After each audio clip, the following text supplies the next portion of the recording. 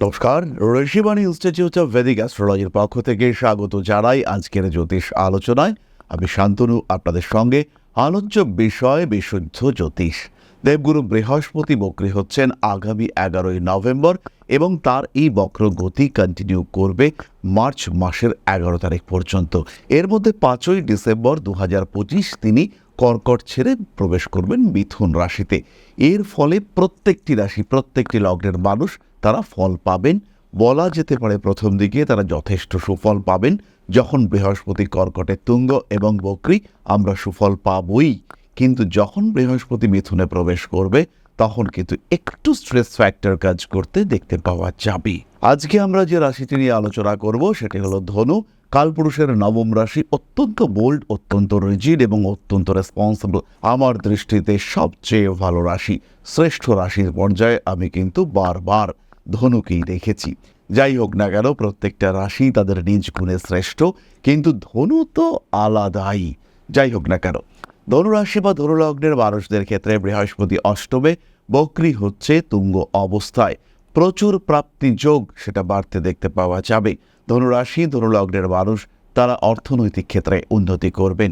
জীবনের সাফল্য চরম মাত্রা স্পর্শ করতে চলেছে। অর্থনৈতিক ক্ষেত্রে উন্নতির সম্ভাবনা ভীষণভাবে বাড়বে। ধাপে ধাপে নয়, একবারে নিজের জীবনকে উন্নতির পথে এগিয়ে দেওয়ার জন্য এটাই সেই সময়, এটাই আদর্শ সময়। কনফিডেন্স লেভেল বাড়বে, উন্নততর জীবনের লক্ষ্যে এগিয়ে যাওয়ার সুযোগ তৈরি হবে। বাড়ি তৈরি করার কথা ভাবছিলেন অনেক দিন ধরে, বৃহস্পতি চতুর্থপতি অষ্টমে বক্রী হচ্ছেন, লোন স্যাংশন হবে এবং বেশ খানিকটা হঠাৎ প্রাপ্ত টাকা সেটাও কিন্তু আপনার অর্থনৈতিক উন্নতি ঘটিয়ে দেবে। বাধা বিপত্তি, অশান্তিতে জর্জরিত জীবন থেকে বেরিয়ে আসার একটা বড় সুযোগ। দেবগুরু বৃহস্পতি ধনুর অধিপতি স্বয়ং, তিনি বক্রী হচ্ছেন, কিন্তু ভাবটি হলো অষ্টম। এই অষ্টম ভাবে, অষ্টম রাশিতে দেবগুরু বক্রী হওয়ায় কিছু স্ট্রেস কাজ করবে। বড় বিপদ, সেখান থেকে মুক্তির সুযোগ ধনুর ক্ষেত্রে দেখতে পাওয়া যাবে। মায়ের শরীর স্বাস্থ্য খারাপ হওয়ার সম্ভাবনা রয়েছে, বাড়বে তার কারণে অর্থ ব্যয়ের পরিমাণ। কারণে অকারণে মাথা গরম করে ফেলার টেন্ডেন্সি সেটাও বাড়তে চলেছে। যারা দাম্পত্য জীবন থেকে মুক্তি চাইছেন, যারা সংসার থেকে একটু আলাদা হতে চাইছেন, সেই সমস্ত মানুষদের ক্ষেত্রে চরম উন্নতির সুযোগ আসছে। মন গভীর থেকে আরও গভীর প্রদেশে প্রবেশ করতে চলেছে। যারা স্পিরিচুয়াল ডেভেলপমেন্ট চাইছেন, যারা জ্যোতিষ, তন্ত্র ইত্যাদি বিষয় সম্পর্কে আরও জানতে চাইছেন, সেই সমস্ত মানুষদের ক্ষেত্রে দ্বার উন্মুক্ত হওয়ার সুযোগ তৈরি হতে চলেছে। হাতে টাকা পয়সাও আসবে। ইলেকট্রনিক জিনিসপত্র ইত্যাদি একটু নষ্ট হওয়ার সম্ভাবনা রয়েছে।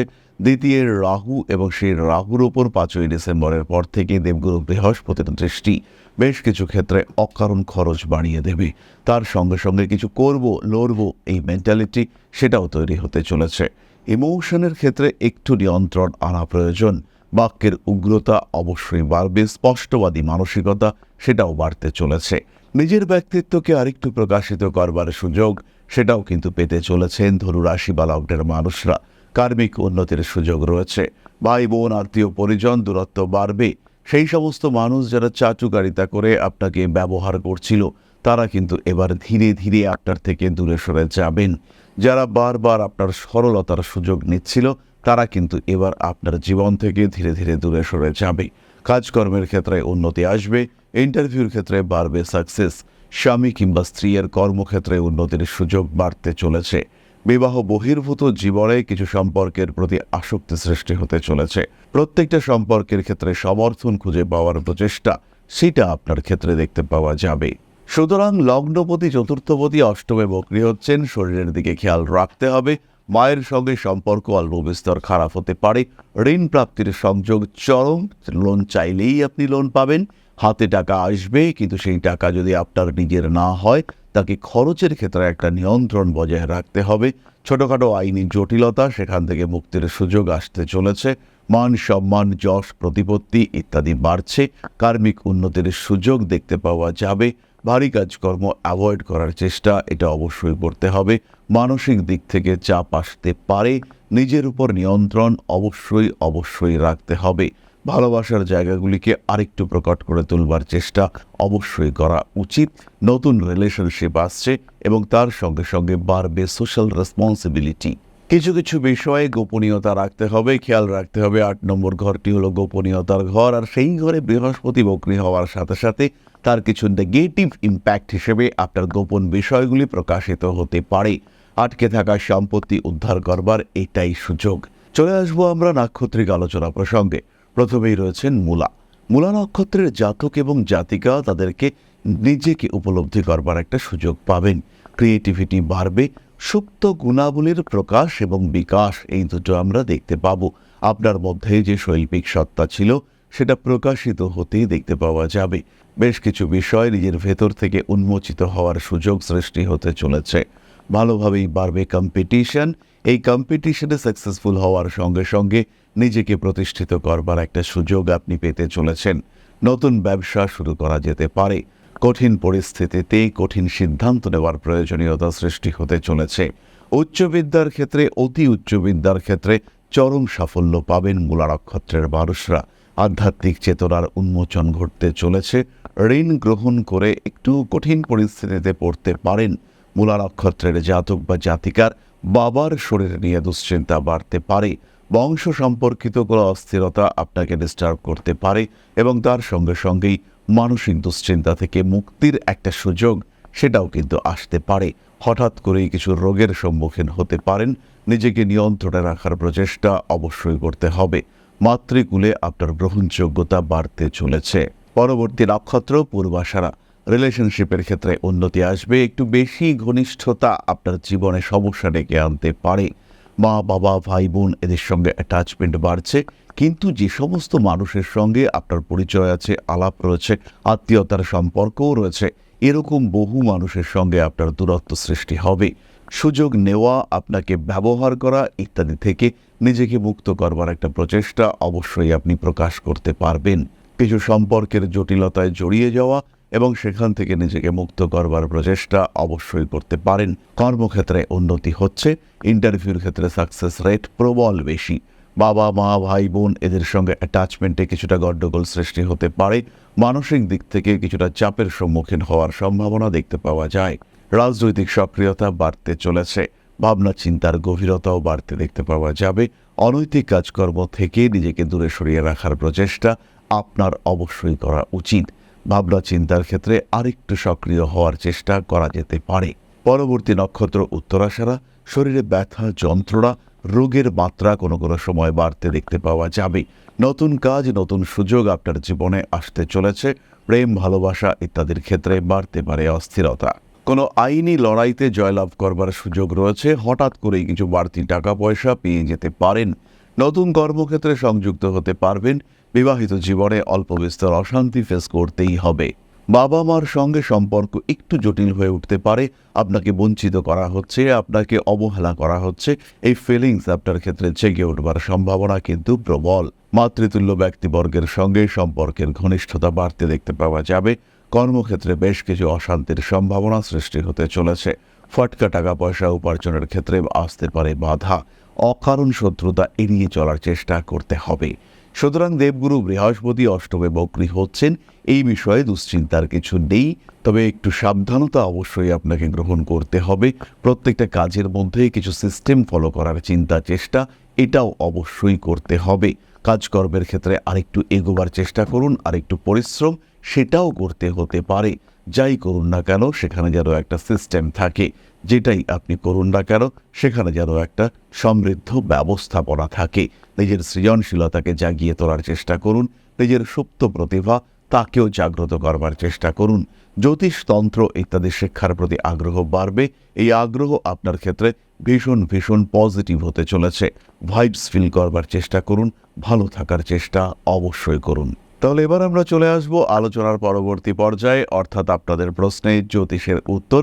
তবে তার আগে একটি ছোট্ট বিষয় আপনাদের সঙ্গে শেয়ার করার চেষ্টা করব। পরম ব্রহ্ম মিলন মঠ ও সেবাশ্রম অধ্যাত্ম, সেবা এবং প্রকৃতি পূজনে সম্পূর্ণ নিয়োজিত একটি সংস্থা। সম্পূর্ণ স্বেচ্ছাসেবী এবং সমাজ কল্যাণমূলক এই সংস্থা আমরা এগিয়ে চলেছি মানুষের পাশে দাঁড়ানোর লক্ষ্যে। এই প্রসঙ্গে দীর্ঘদিন ধরেই আমরা বিভিন্ন এলাকায় বেশ কিছু কাজ করে আসছি।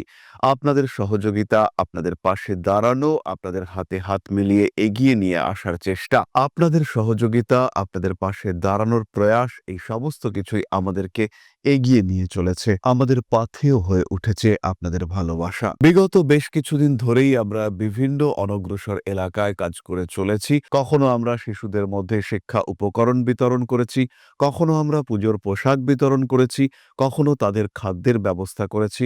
আমরা কন্টিনিউয়াসলি তাদের পড়াশোনার জন্য 2টি ফ্রি কোচিং সেন্টার শুরু করেছি। তাদের মধ্যে ক্রিয়েটিভ অ্যাক্টিভিটিগুলিকে জাগ্রত করবার জন্য সম্পূর্ণ বিনামূল্য একটি নৃত্য শিক্ষা প্রশিক্ষণের ব্যবস্থা সেটা আমরা করতে সক্ষম হয়েছি। এবং এই প্রত্যেকটি পদক্ষেপেই আমরা পেয়েছি আপনাদের সঙ্গ, আমরা পেয়েছি আপনাদের সহযোগিতা, আমরা পেয়েছি আপনাদের ভালোবাসা। আমরা শীতকালে কম্বল বিতরণ করেছি, আমরা মায়েদের মধ্যে খাদ্য উপকরণ, পুষ্টি উপকরণ বিতরণ করেছি, আমরা বিতরণ করেছি ডেঙ্গুর সময় প্রচুর মশারি। এই প্রত্যেকটি কাজেই আপনারা ছিলেন আমাদের পাশে। বর্তমানে মানুষের ভালোবাসায় আমরা ধীরে ধীরে আরেকটু বড় হয়ে উঠছি। এই অবস্থায় বর্তমান পরিস্থিতিতে এই কাজগুলিকে আরো এগিয়ে নিয়ে যাওয়ার জন্য, সুষ্ঠুভাবে করবার জন্য প্রয়োজন একটি পরিকাঠামো। তাই আমরা চিন্তা ভাবনা করছি একটি আশ্রম ফরমেশনের, এবং এর জন্য প্রয়োজন জমি, এর জন্য প্রয়োজন পরিকাঠামো। তাই যারা আমাদের সাবস্ক্রাইবার রয়েছেন, যারা আমাদের ভিউয়ার রয়েছেন, যারা আমাদের ফলোয়ার রয়েছেন,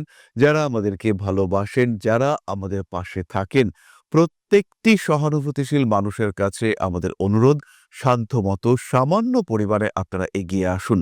বিন্দু বিন্দুতে সম্পূর্ণ হবে সিন্ধুর গঠন, তৈরি হবে পরম ব্রহ্মমিলন মঠ ও সেবাশ্রমের পরিকাঠামো। তাই যারা বিভিন্ন সময় বিভিন্ন অবস্থায় মানুষের পাশে গিয়ে দাঁড়ান, যারা প্রকৃতিকে ভালোবাসেন, যারা জীবনকে এগিয়ে নিয়ে যাওয়ার পথে অন্যকে সাহায্য করতে পছন্দ করেন, সেরকম প্রত্যেকটি মানুষের কাছে আমাদের সাধারণ অনুরোধ, আমাদের এই মহৎ উদ্দেশ্যকে সফল করে তুলবার জন্য যতটুকু সম্ভব, যতটুকু সাধ্য, অবশ্যই এগিয়ে আসুন, বাড়িয়ে দিন সামান্য সহযোগিতার হাত।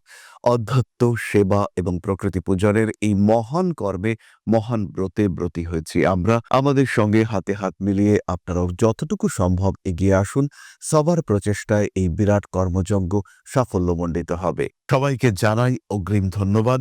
আমরা জানি আপনাদের সহযোগিতা আমরা পাবো। বেশ কিছুদিন ধরেই বহু মানুষ আমাদেরকে সাহায্য করে চলেছেন, কারণ আমাদের ইন্ডিভিজুয়াল সামর্থ্য অতি ক্ষুদ্র, তার মাধ্যমে এই মহৎ কার্যগুলিকে সম্পূর্ণ করা সম্ভব নয়। তাই প্রত্যেকের ছোট্ট ছোট্ট সহযোগিতার হাত আমাদেরকে এগিয়ে নিয়ে চলেছে। আমরা এগিয়ে চলেছি সাফল্যের লক্ষ্যে। আপনাদের ভালোবাসা এভাবেই আমাদের পাশে থাক, আমরা সফল হবই। তাহলে এবার আমরা চলে আসি আপনাদের প্রশ্ন প্রসঙ্গে। প্রশ্ন করেছেন তমালী চক্রবর্তী, 3/11/1994, 1:45 AM, কলকাতা। ক্যারিয়ার আর আফটার ম্যারেজ লাইফ নিয়ে একটু বলবেন প্লিজ। তমালী, তোমার জন্মকুণ্ডলিতে সিংহ লগ্ন এবং তুলা রাশি, চন্দ্র শুক্র কানেক্টেড হয়ে রয়েছে, সেখানে বৃহস্পতি রয়েছে, কিন্তু লগ্নপতি রবি তিনি নিচস্থ হয়েছেন। তার সঙ্গে সঙ্গে জন্মকুণ্ডলিতে শনিদেব কিন্তু বক্রী এবং সক্ষেত্রী। যোগকারক গ্রহ মঙ্গল, তিনিও তোমার কুণ্ডলিতে নিজস্থ এবং নবমে কেতু। ফলে ভাগ্য উন্নতির ক্ষেত্রে একটা বাধা রয়েছে, কিন্তু বৃহস্পতি, শুক্র, চন্দ্র, রাহু, রবি, এই পঞ্চগ্রহ যোগ তোমার মধ্যে একটা অপ্রতিরোধ শক্তি সৃষ্টি করেছে। তাই বাধা যাই আসুক না কেন, তুমি এগিয়ে যেতে পারবে। জীবনের অস্থির পরিস্থিতিকে তুমি দমন করতে পারবে। নিশ্চিন্তে এই বিষয়ে অগ্রসর হওয়া যায়, নিশ্চিন্তে নিজের ক্ষেত্রকে আরেকটু এগিয়ে তোলা যায়। দ্বাদশে মঙ্গল থাকার কারণে মাঙ্গলিক দোষ সৃষ্টি হয়েছে। তুমি যদি তোমার ক্যারিয়ার বাড়ির থেকে দূরে কোথাও এস্টাবলিশ করার চেষ্টা করো, সেই ক্ষেত্রে সাকসেস রেট এটা অনেকটা বাড়তে দেখতে পাওয়া যাবে। তাহলে আজকের আলোচনা আমরা আর দীর্ঘায়িত করব না। সবাই সুস্থ থাকুন, ভালো থাকুন। মা শ্রী আদিশক্তির আশীর্বাদ বর্ষিত হোক আপনাদের উপর। সমৃদ্ধ, আরও সমৃদ্ধ হয়ে উঠুক আপনাদের প্রত্যেকের জীবন। জয় মা আদিশক্তি। নমস্কার।